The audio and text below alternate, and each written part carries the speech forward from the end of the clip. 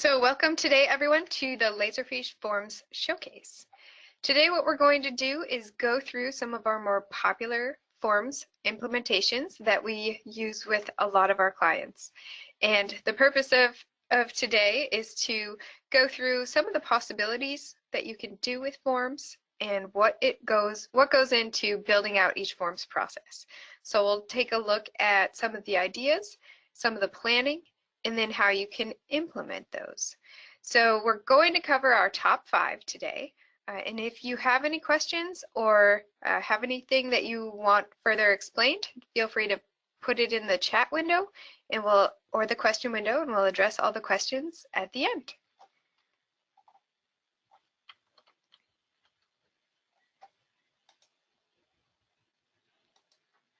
So we're going to go through each forms process individually and explore it a little bit.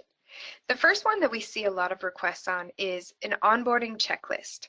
So the ability to track a number of different tasks and make sure that they're all complete before you move on to the next step in your process is really important for a lot of the clients that we work with.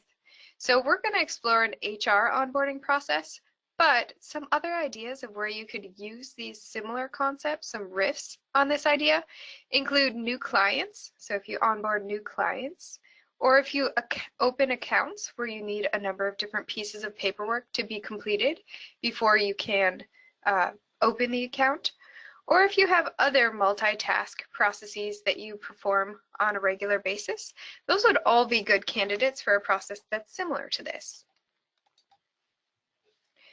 So in order to complete this process and to configure it, at least the way we're demoing it today, you need Laserfiche Forms Essentials, and it's optional if you want the Forms portal. So it kind of depends on who you want to be able to submit these forms. If you want somebody who doesn't have a Laserfiche user license or a Forms participant license to be able to submit the form, then you would need Forms portal. If it's just your internal employees who are already licensed for Laserfiche, then you could just go forward with Forms Essentials. So when you're thinking about planning for an onboarding checklist or any kind of checklist process, you want to start by listing out what your goals are. So are your goals to go paperless? Are your goals to be able to collect information and distribute it more easily and standardize the process to provide better reporting, that kind of thing? Next thing you're going to want to do is identify your submitters and approvers. For your submitters, they'll need a license for Laserfiche unless you have Forms portal, and all approvers will need some sort of Forms license. Then you want to find any existing checklist forms that you have so you can use those as a basis. If possible, when you're building this out, now's a good chance to review your forms and simplify. Is there any information that you don't use anymore? Is there any information that's not really critical to collect as part of the checklist? If so, you can remove it and streamline your process at this time. The next thing to do is map out the process as it actually exists within your organization. So this goes from when the form information is collected to who might be participating in reviewing, approving, acknowledging, or signing any of the different points in the process. For the configuration of our example here, we're going to use one form process that has 6 forms, and you may use 2 or more workflows to manage the information on the back end of this process. So let's take a look. So the process that we have, we're collecting just some high-level information about our new hires. So we're collecting name, address, emergency contact information, and then we're getting the employee to sign this information. So this would be filled out by a new hire. Then what we're doing is we're taking that information and creating a packet of additional forms that need to be filled out. So this is those other 5 forms past the initial submission. So these forms may look different depending on your agency's processes, but at its very most basic, here's an acknowledgement form. It's just a text field with a signature and a date that's automatically generated. Once they click submit, that can be filed away in their employee file automatically. And this can cover, you can have multiple of these, or you can have multiple acknowledgements on the same form. Another thing you can do within this HR onboarding process is you can collect some basic information and push it into a federal form. So this is the I-9, and it just collects information from the employee about their residency and what kind of documents they're going to provide to prove their identity. And then they can upload those photos or scans of whichever identity documents they've chosen and submit them. Then those documents, attachments, will go into the Laserfiche repository, and the information that they checked will be populated along with their initial employee information into the federal forms using Laserfiche workflow. So here's a screenshot of our process. So you can see it starts with that employee critical information form being submitted. Then we have a parallel gateway, meaning once the forms process goes through this gateway, it goes to all branches at the same time. And what it's doing is it's assigning tasks to the appropriate person. In this case, it's the employee who filled out the initial form will get a task to fill out the rest of these forms. So after the employee fills out each one of these forms, it will go on to the next step in the process. So the direct deposit form sends an email to notify payroll, and then it goes into Laserfiche. Each of these are a Laserfiche activity where it's getting filed into the Laserfiche repository. So you can see the next thing is another gateway here where when all of these forms are completed, they all must be completed and filed in Laserfiche, and only then is the onboarding manager notified that the form process is complete for that new employee, and they can move on to the next step in the process. If you were to take this a step further, you could launch another internal process of what happens after these forms are completed.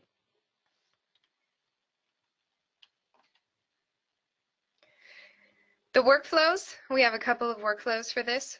This one is just to create that new employee folder. So this might be the first piece of paperwork, or not paperwork in this case, that you collect for a new employee. And so if you are tracking HR information in Laserfiche, you may want some of that information that they filled out on that critical initial form to go onto metadata in their employee folder. And this is just an efficient way to get those folders automatically created in a standardized fashion with particular metadata. So you can see this workflow, it retrieves business process variables. If you haven't used this activity before with workflow, it's really nice because it allows you to collect information from a forms instance and then use that in the Laserfiche repository. So it saves you some work on the back end. So then you can use that to create a dynamic employee folder at a specific path, and you can add template and field values as well. For those of you who might be providing employees access to their own HR folder, you could add another activity here that says assign access rights and assign access rights to that new employee as well.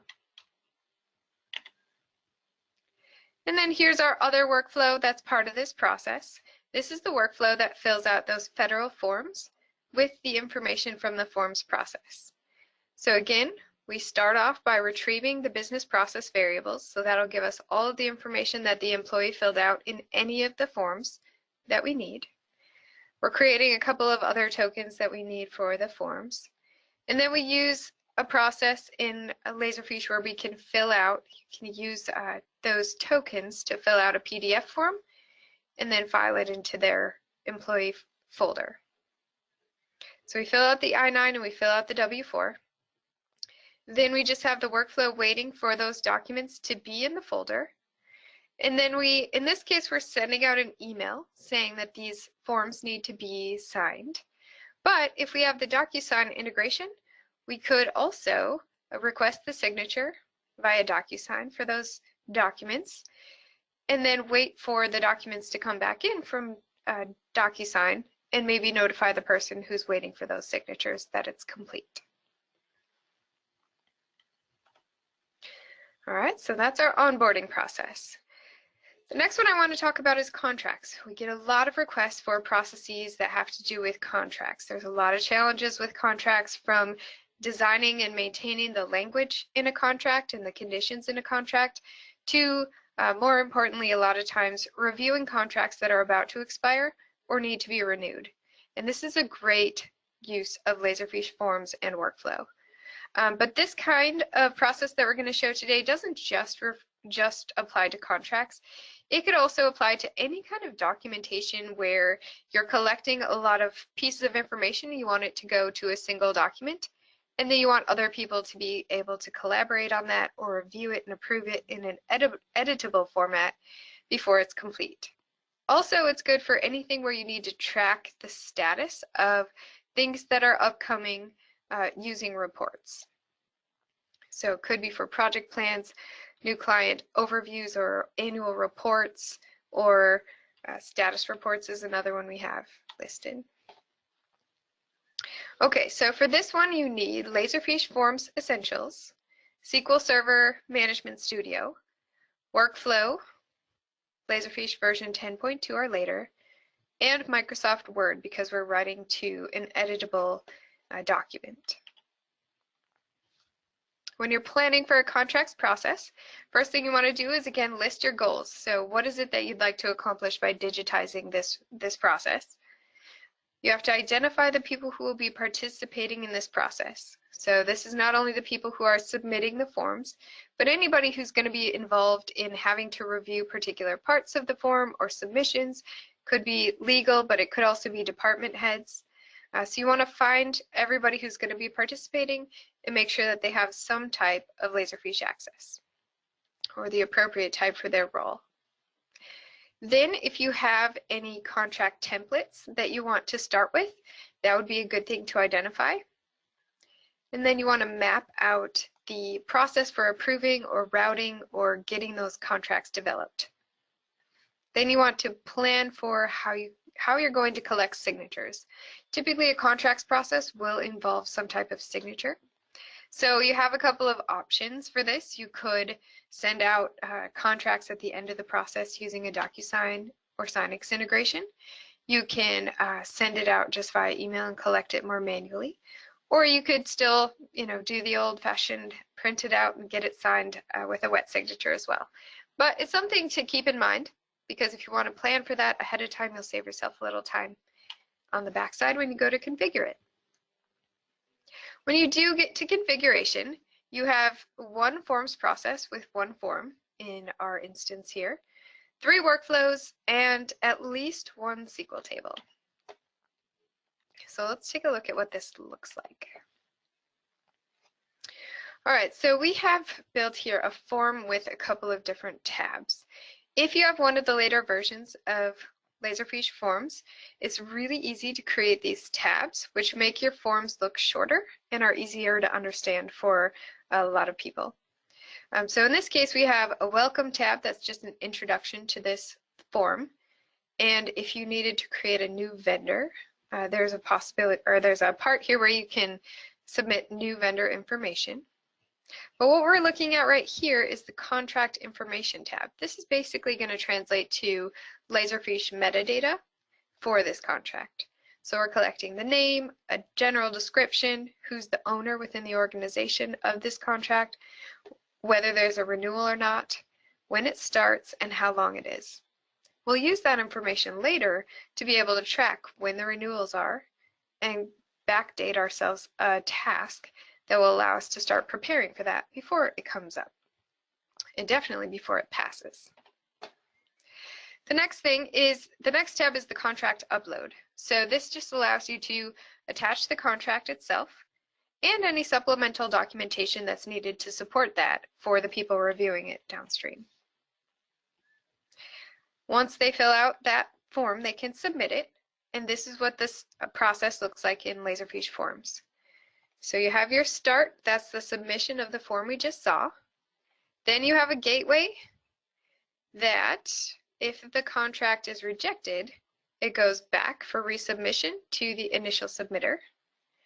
And if it's approved, it goes on and goes to Laserfiche to be processed further by workflow. So let's take a look at some of the workflows that go into this process. So we have a couple of things going on in our workflow to help us with our contracts process. The first one you'll see here is we actually have an entry already in Laserfiche, so we're starting our workflow, like a lot of you start a lot of workflows, with retrieve field values. But then our next activity is retrieve those business process variables. And we are massaging some of the tokens so that we can get the right information that we want for our for some of our metadata that we're using downstream in our process. We have a couple of other processes here based on whether the submitter had chosen whether they need to create a new vendor or if it's an existing vendor. If they chose to create a new vendor, we're taking the information that they put into the Laserfiche form and writing it to a SQL table so that we can use it later, and that it also becomes a part of any dynamic drop-down fields that we've set up in our template. The next thing we're doing is we're calculating. So in workflow, there's a date calculation activity, which you may or may not have used, but what it allows you to do is take one of your tokens, so your retrieve field values or your retrieve business process values, and you can add or subtract time to that and come up with a new token. So we were able to use the date token calculator to calculate the expiration date, as well as when we want to review each contract prior to its expiration. The workflow then goes on to create some entries that it's working with. So it's creating the document, the contract itself, it's assigning metadata to that. It's updating our data set so that we have all that information in the SQL tables that we're using. And then it's searching the repository for all associated entries and creating URLs. And if you haven't used this activity, I'll show you down here. You're able to use your tokens that you've collected as part of a workflow to have Laserfiche create a dynamic web access URL. And the reason for those of you who are hesitating or looking for a reason to start using the web client, this is a great one, because what we're going to use this for later is we're going to generate a report on a quarterly or monthly or annual basis that shows here are the contracts that are coming up for renewal, and we can send that out by email. And if we've generated those URLs and sent them to our database like we have in this workflow, then we're able to send those URLs right in the email, so that when somebody gets contracts that are up for renewal, they can just click right on a link in the email and it opens up the contract right away. It saves a little time, decreases the learning curve, and having to remember where to go. All right, so then the next activity we have, or workflow we have here, is similar, where it is retrieving field values, and then it's finding the correct entry to push values into. Then it's moving it to the folder where we're storing all of our in-process contracts and renaming it to what it needs to be. And then it's generating the URLs again so that we can create those reports easily and send those out and have that link handy. And then we're setting business process variables. So if anybody hasn't used setting business process variables as an activity, that allows you to kind of record some of the information about the process that has happened in workflow and use it on later on in your processes. All right, so that's contracts. The next one we're going to talk about is expense reports, right? So every business has expenses, and a lot of you have expenses that need to be reported and approved. So this is a great one to start with. This one only requires Laserfiche Forms Essentials, but it does have some advanced functions that you can put in there to make the calculations easier. So we'll explore this one a little bit. So in addition to expense reports, this kind of form with calculations and totals and subtotals can be used for things like purchase requests, any accounting tasks, or even collecting taxes if you wanted to take it a couple steps further. So let's explore this a little bit. So for this process, as we've sketched it out here, all you need is Laserfiche Forms Essentials.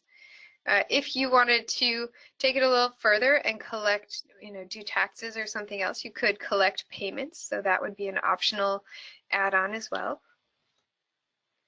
And payments does require Forms Professional. And then when you're planning for a form like an expense report, you again want to list your goals, identify who's going to be submitting these expense reports, and who needs to review or approve them. Anybody who's submitting them, you would either need Forms Portal or a license for that user. You want to find any existing expense report forms that are in the agency. Try to simplify them if you can before you start building them out in the electronic area. And then map out the process. So who needs to review at which stage? And if there's any way to simplify that process, you just streamline it even more. Next thing is the configuration. For this one that we have, we're doing one forms process with one form. We're doing a workflow that's optional, and Forms Portal again is optional if you want to make the expense report public so any of your employees can submit. All right, so let's take a look at what it looks like. I'm going to give you a little sneak peek into Cities Digital's forms processes here. So this is our internal expense report. We have our purpose. We collect the employee submitter information. They have a chance to list all of the purchases, and they're able to split out purchases between what's non-reimbursable and reimbursable from the total. And then they're able to calculate the totals, and then it will show them based on, it'll show them by account, so what's reimbursable and what's not reimbursable. If they have any notes, they can enter those. They can put the check date that they'd like them on, and then they have a chance to upload their receipts as well. The forms process is pretty simple here. We are just giving it to somebody for approval, and then we're having an exclusive gateway where if it's denied, it just sends an email back to the submitter saying that it's denied. If it's approved, it's filed in Laserfiche, and then an approved email goes out. And then that's it. All right, so the tricky part about this process, right? The form is pretty simple. The process is pretty simple. The tricky part is those automatic calculations and separating things out by account. So this is a lot to take in on a webinar, so I'm just giving you a quick screenshot. But I will tell you that this is something that our system architects can help you if you want to configure. If you have a form and you just want help with the math or the configuration of this math, you can definitely get help from any of our system architects. And this code is also widely available on the Laserfiche Answers site. So if you have any access to the Laserfiche Answers site, a lot of this is all there. You just copy and paste it into your JavaScript area of your forms process. Okay, next one is something that we've seen emerging in popularity, which is using forms as a dashboard. The more forms processes that you implement at your agencies, or the more websites you're asking users or your staff to be able to remember to go and check and know about, it creates this need to have a centralized collection point for those hyperlinks. So what we've done at Cities Digital is started using forms as just a centralized collection point for hyperlinks. And so some of these could be links to forms processes, so where they submit their expense reports or submit a contract request. And some of them might be external hyperlinks, so resources that you provide to your employees or internal processes. So this could be used for an easy access list, right? Just a collection of hyperlinks, so it's easy to get to. Any kind of daily resources that you use, so if you typically use 5 different programs, having them all on a single dashboard form makes it real easy to get to them all the time. Another one is like an employee resources page. So if you have an HR type collection of resources, you could put those on an HR dashboard. Or you could also use this if you have Forms Portal as a public links page. So if you have Forms Portal and you want to just create a form that looks like a website, you can certainly do that and put it somewhere on your public facing website, and then it will just be a collection of of hyperlinks that will take them to other places they might be interested in, including Laserfiche public forums. All right, so for this process, all you need is Laserfiche Forms Essentials. And again, when you're planning this, you want to list out your goals. So what are you trying to, who are you trying to help with this dashboard, and what is the purpose of the dashboard itself? Who's going to be, no one really submits a dashboard, but who's going to be reviewing this and who needs access to it? If you have Forms Portal, this can be public and anybody could access it. If not, anybody accessing this form will still need a Laserfiche license. You want to find out any existing forms that you have that you want to include in this dashboard. And then I also identify any other hyperlinks that you might want to use. Remember, if you're using the web client, you can have hyperlinks to specific directories in the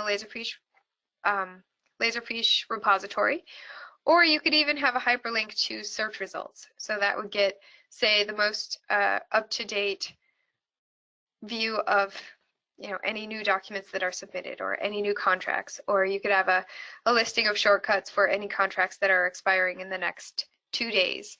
And then any day they click on it, they're getting the most up-to-date information. And you can use, you will try to categorize the links, because if you just have a big long list of 25 links, it's a lot to look through, but if you have them separated out kind of by category, it's a little easier to digest. So we've created several versions of this for clients and prospects, and we use this every day. All of the city's digital employees use a dashboard form every day. So I'm going to show you an example, but there's a lot of options that you can do with this. The configuration is just a single form with some custom HTML. So let's take a look. So this is a demonstration form.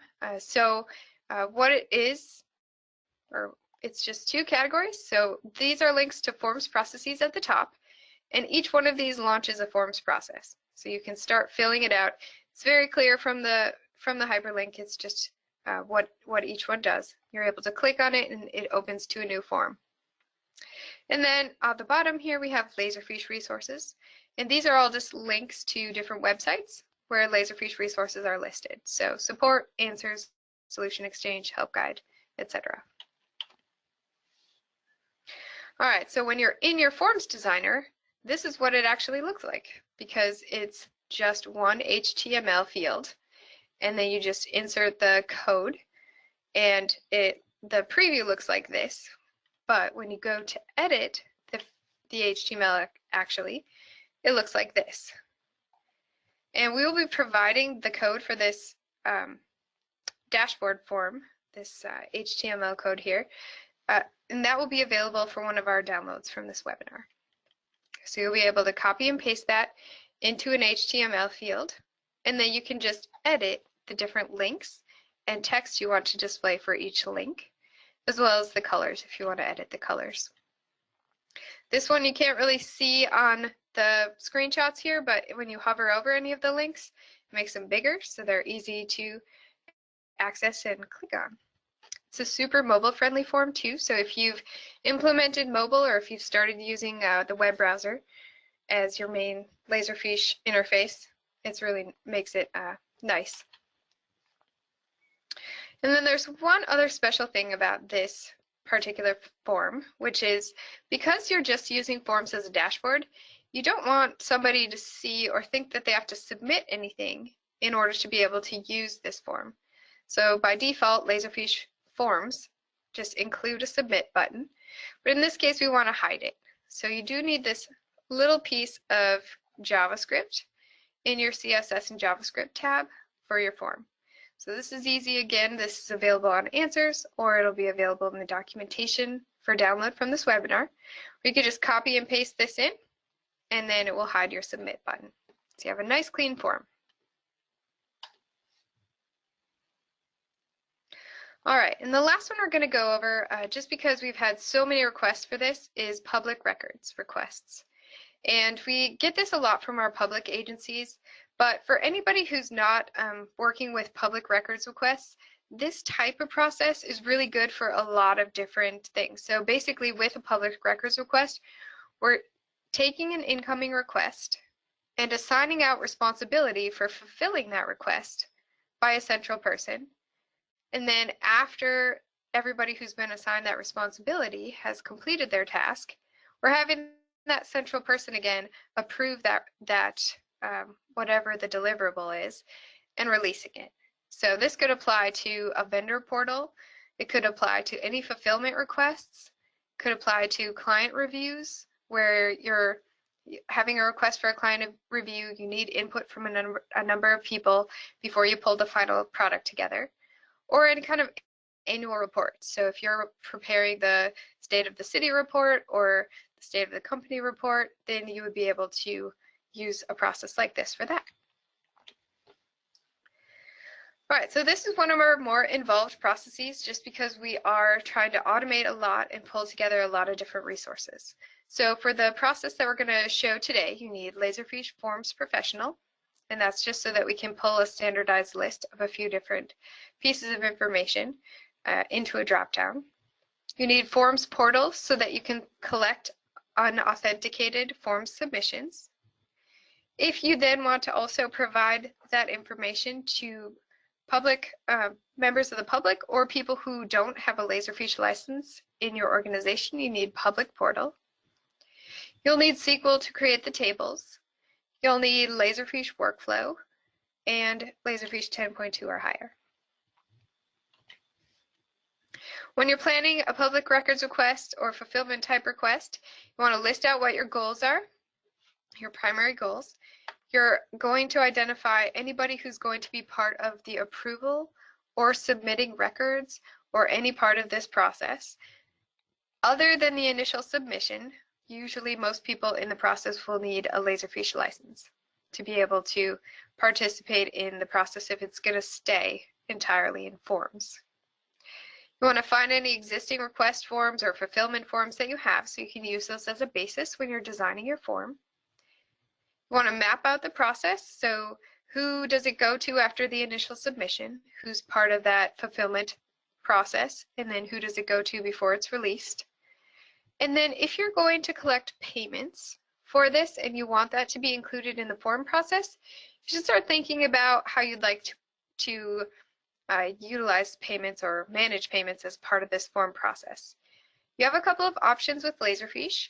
One is the ability to collect payments through the embedded Laserfiche payment portal.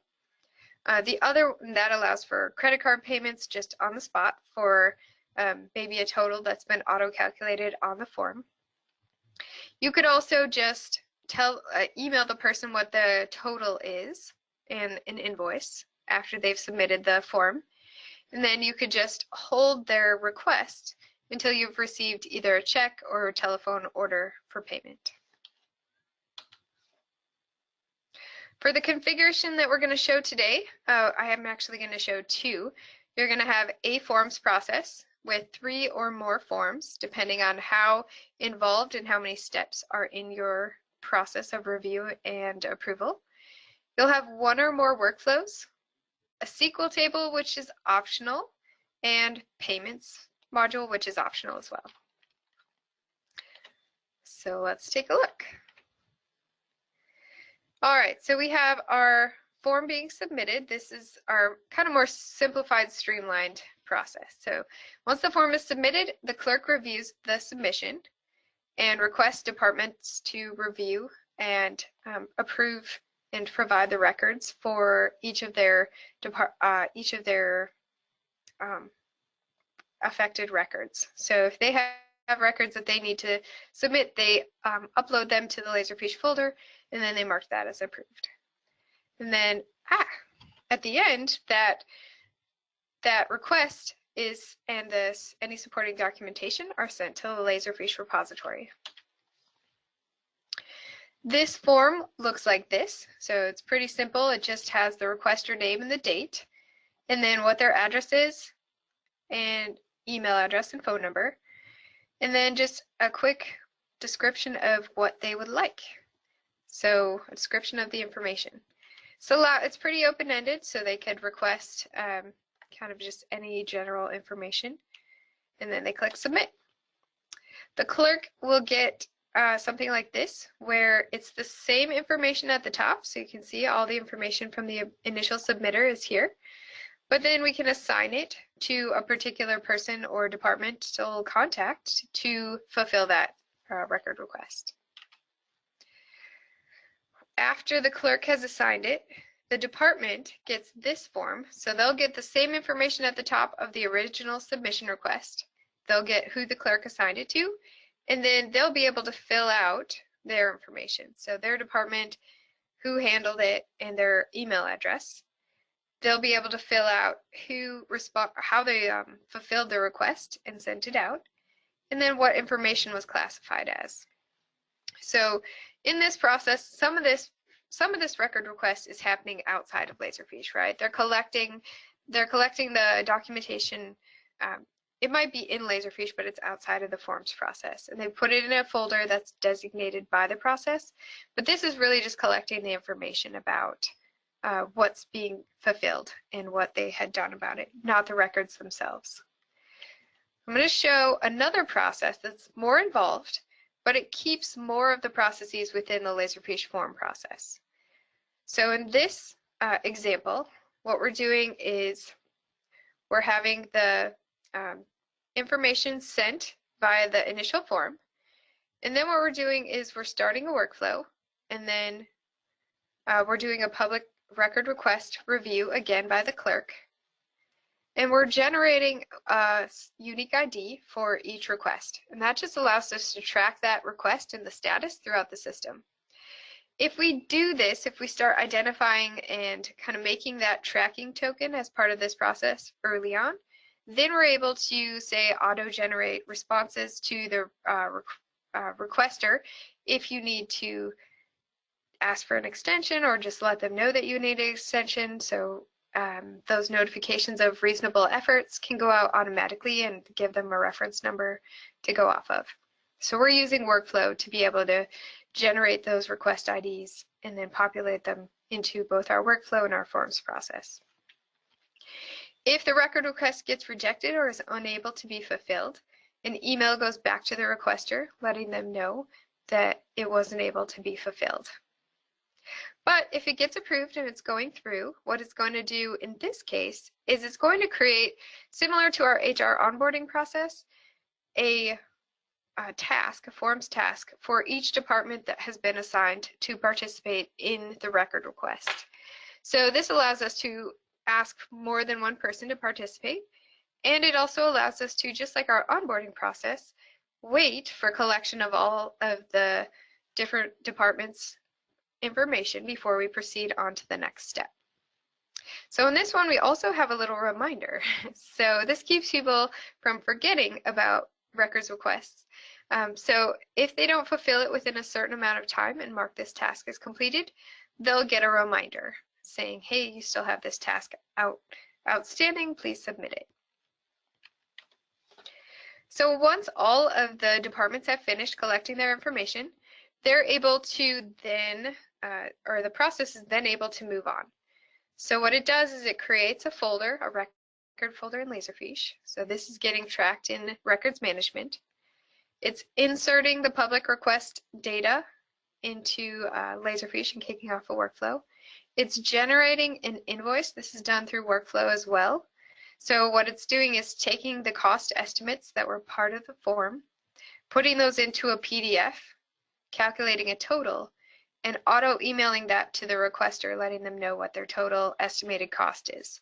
You could then collect a good faith payment, or you could collect the total depending on your policies internally before it moves on to the next step, which is the clerk's review again. After that, we're going to another gateway where it's either the request is completed and it's either emailed out by the clerk, mailed out, or the requester picks it up and the clerk holds it for pickup. And we have that as a forms test just so that there's some way to designate that the records have been picked up and that it is complete. Once it's all the way complete, we have all the process information being saved to Laserfiche. So we have a record of not only what was provided, what was requested, but what the whole process was, how long it took, who participated in it, it's all viewable as a document in Laserfiche. So this form looks a little different. So here is the form that you have for departments to fill out. Sorry, this is for the information that the requester fills out. So at the top above this, which I cut off in the screenshot, is just the basic information of contacting the requester. Then we have, in this case, a drop-down for document type. So this kind of helps narrow down who might be involved in fulfilling this request by giving them categories to choose from. If they want specific documents within that category, they'll put in a little bit more information in the description. If they have some sort of legal notice or some sort of legal documentation or any other documentation that they would like to upload, they have an upload button. And then they could put a requested or needed by date if they had some sort of date they were hoping to get the records by. And then this one includes a signature as well. And once they submit it, that kicks off the process. In this one, the clerk's review looks like this, where we have a couple of different aspects that we included here that weren't in the previous one. One is the clerk checks to see whether this request has been processed or fulfilled before or not. This could save people a whole lot of time if you were able to check and identify that something similar has happened before. And when we collect information like information from a drop-down plus a description, it makes it a lot easier to search previous records requests for similar ones. So if it hasn't been fulfilled before, then the clerk will choose which departments need to be a part of the process and submit it. And then the next step is the departments get the same form, and then it's up to them to estimate their cost for fulfilling that request. So on their form, they'll get this same information plus the initial request. So they'll have an idea of what they need to gather in order to fulfill that request. All right, so that was our 5 most popular forms processes and what goes into designing them. The resources for this presentation are all included in either Laserfiche Answers or the Solution Exchange, and the downloads for this, including the slides and the code, will be available on our customer portal. If you would like to join us for our next webinar, it's going to be a forms webinar as well. This one's going to be about forms customization. So things you can do to personalize your form, make it look like it's branded to your organization, as well as some more advanced customizations and tips and tricks for some of the more tricky components of customizing forms. It's going to be August 16th, which is a Thursday, same time as usual, 1 o'clock Central. And if you take a second, I hope you fill out the survey. Your feedback is really important to us for these webinars that we're doing. And if you fill it out, you have a chance to win this awesome t-shirt. So hopefully you'll take a second to do that. And I thank you all for coming and watching this forms webinar. I'm going to switch over now to Q&A. So if you have any questions or had anything that you wanted more information about, feel free to type it into the Q&A. We'll take a little time here to answer questions.